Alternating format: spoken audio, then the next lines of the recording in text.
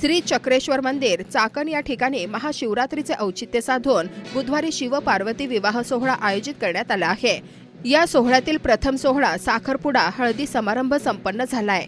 यावेळी चाकण व पंचक्रोशीतील अनेक भाविक भक्त मोठ्या संख्येने उपस्थित होते।